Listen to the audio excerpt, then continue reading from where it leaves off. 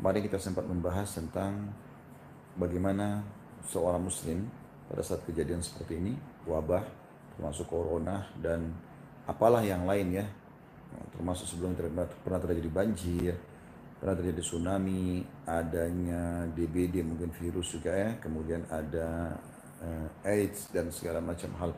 Nah ini teman-teman sekalian ada eh, gambaran Islam. Yang pertama kalau sudah terjadi wabah yang merata seperti ini, kita sebagai umat Islam harus menjadi umat dan wasata, umat yang berada di tengah-tengah. Kita tidak menganggap berlebihan sehingga kita jadi paranoid dan ketakutan yang berlebihan seakan-akan sudah tidak ada solusinya dan su'udon dan curiga kepada semua orang di sana sini.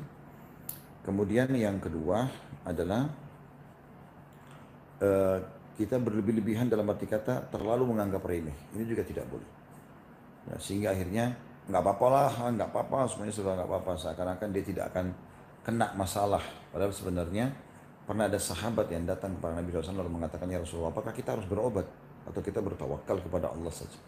Kata Nabi SAW, berobat ya hamba-hamba Allah. Gitu kan. Ada riwayat lain sahabat yang mengatakan, ya Rasulullah, ehm, apakah kita kalau berobat berarti kita lari dari takdir Allah?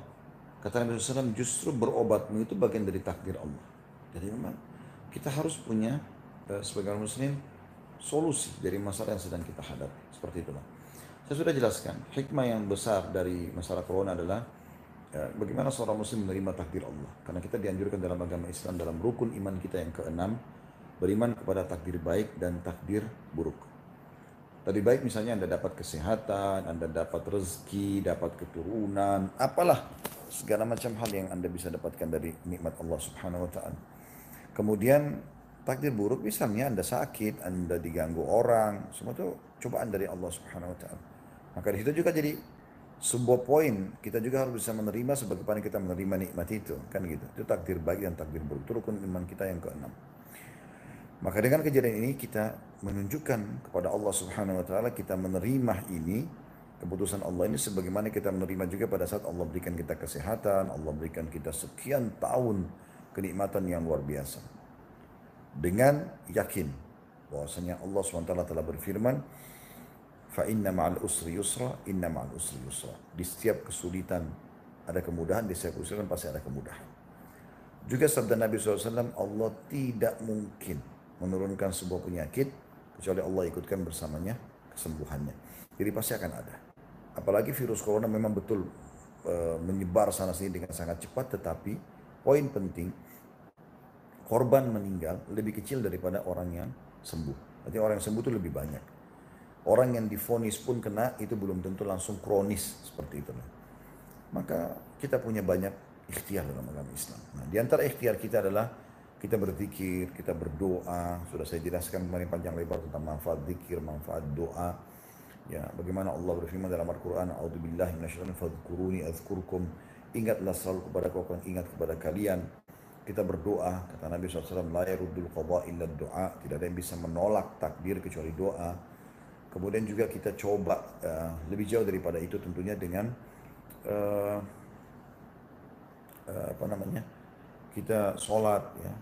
Dikatakan Nabi SAW itu kalau sedang menghadapi masalah, maka beliau, masalah apapun ya yang beliau anggap berat, maka beliau langsung sholat. Mungkin Anda bertanya, sholat apa itu Ustaz?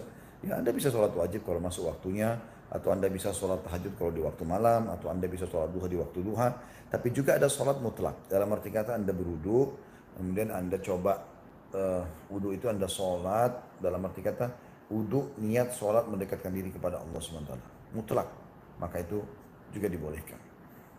Kemudian juga bertaubat, karena Umar bin Khattab lalu mengatakan bala atau wabah tidak akan datang, kayak wabah kita begini ya, yang merata tidak akan datang kecuali, tidak akan diturunkan oleh Allah kecuali karena dosa, dan tidak akan diangkat kecuali dengan taubat. Kemudian juga sudah kita jelaskan solusinya adalah dengan isolasi.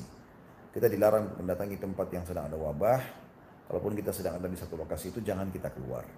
Dan bagi seorang muslim yang terkena wabah dan dia meninggal dalam kondisi dia sabar, kata Nabi SAW, sabiran, dia sabar, dan dia yakin tidak akan tertimpa kecuali dengan hikmah dan izin Allah SWT, kecuali akan diberikan pahala mati syahid ya, seperti itulah. Kemudian juga Nabi SAW mengatakan kalau kalian dengarkan taun di sebuah lokasi, wabah, maka jangan kalian datang, dan kalau kalian sedang di dalam jangan kalian keluar. Dan ini menjalankan hadis Nabi SAW yang lain, la darar wa la dirar. Tidak boleh membahayakan, tidak boleh juga dibahayakan. Seperti itulah. Paling tidak kita jangan jadi penyebab orang lain terkena. Ya, sebenarnya masalah corona ini, kalau yang lebih sederhananya adalah setiap hari kita bisa alami, walaupun tidak ada corona ini misalnya, dan insya Allah Allah angkat permasalahan ini, flu misalnya. Sebenarnya memang orang flu pun batuk, selain corona yang biasa saja normal, tapi dia juga pakai masker, tutup. Kemudian juga dia menjaga supaya jangan, maaf, ingusnya itu main sembarangan dia pegang, lalu dia salaman sama orang. Mungkin orang lain setelah salaman pegang hidungnya, dia langsung tertular, gitu kan? Karena tidak akan mungkin ada penularan tiba-tiba tanpa sebab. Nah, gitu.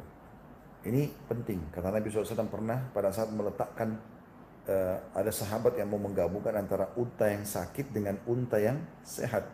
Maka Nabi SAW mengatakan, jangan kalian gabungkan antara unta yang sakit dengan unta yang sehat, agar jangan menular. Seperti itulah, itu berarti isolasi kan, ada isolasinya di situ. Atau kita lockdown sekarang, kan? Seperti itu.